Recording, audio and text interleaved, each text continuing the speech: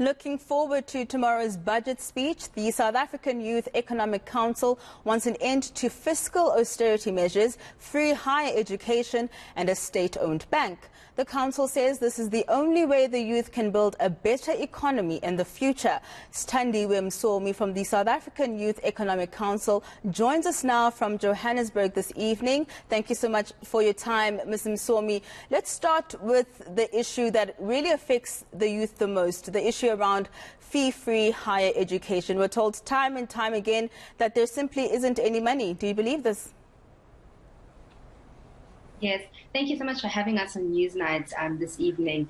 Indeed, it is a repeated excuse by both the Department of Higher Education and Training and National Treasury, not even just when you talk about education, but across many social services that are necessary.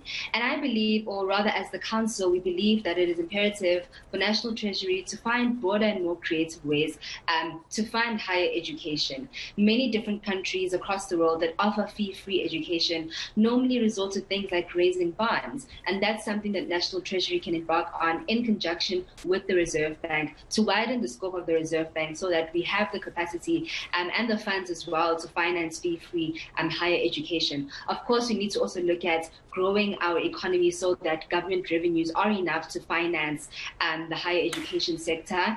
And that raises questions of what sectors are we going to grow and invest in so that we have a sustainable model to fund higher education. Now, the Council seems to be in support of the introduction of a basic income grant, especially for the youth. How much are we looking at here? What should that basic income grant be? And where do we expect Treasury to get the money from? Indeed. Well, many economists have put 1,500 Rand as the staple fee, or rather the standard amount that should serve as a basic income grant. And I think we can see the causes of social incohesion around us. It's all linked to the poverty, unemployment, and inequality that plagues people. In fact, a lot of our economic growth, or rather lack of economic growth, is threatened by social incohesion. Because if you look back to the July unrest last year, if we don't put money in people's pockets to be able to allow them to buy products and goods and services that are necessary to survive on a daily basis, social incohesion will be a regular pattern in our country, and that's going to pose a bigger threat to economic growth than not implementing a basic income grant would be at this point in time.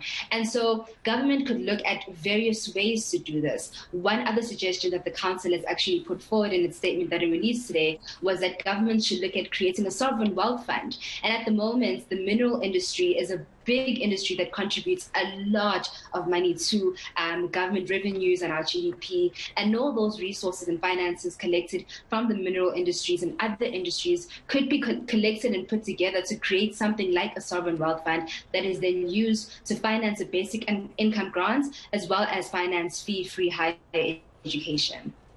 You also talk about less fiscal austerity and greater public spending. What do you mean?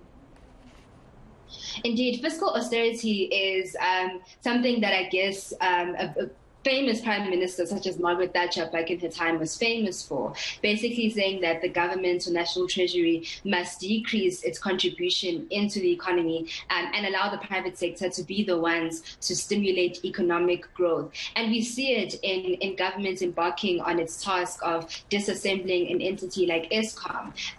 We've seen it in the selling of assets in companies like Transnet and various other state-owned enterprises that serve a key function in providing goods and services to the masses in our country, particularly those who cannot ordinarily afford certain services that may be provided by the private sector at really, really high prices. And so fiscal austerity has contributed a lot to a lot of the inequalities we see in our country. And I know that the president spoke about contributing close to 1 billion rands towards an infrastructure development project and hopefully bring on private sector players.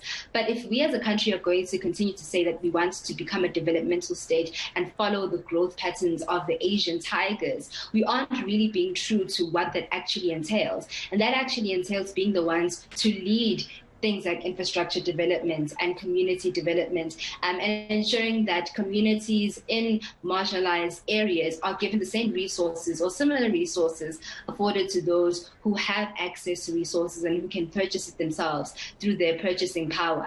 Unless government steps in and spends more money, and that also goes back to the conversation about widening the scope of the Reserve Bank and being more innovative in the financial tools that we use, income and wealth inequality in this country will continue to become a major problem, and it's going to affect young people the most. Now, something that affects all South Africans is, of course, the price of petrol and what it costs to get around. What needs to happen there? Yeah, indeed, a lot needs to happen. The first, obviously, short-term, I think, strategy that we do hope the minister announces is that there'll be a drop in the general fuel levy, as well as the road accident fund levy, because at the moment it is adding extra costs to businesses that have to move around, and that affects how much we pay for food and general services that businesses have to render to us. So in the short term, our council is of the belief that there should be a drop in those amounts of levies charged. But also, we need to also look at what long-term strategies that we can put in place. At the moment, our economy is very, very exposed to the volatilities of the global markets. And even though the last few quarters have seen our current account balance create a surplus due to commodity price booms and increases, it isn't sustainable if that's all that's holding our economy together. And so the government definitely needs to look at how to improve our economy so that when commodities and oil prices fluctuate in the global markets, we actually have a backup plan or a safety net that ensures that consumers don't end up paying more for goods that are related to things like fuel. I wish I had more time with you, Ms. Msomi, but that's where we can leave it for now. That was Standiwe Msomi from the South African Youth Economic Council. Now,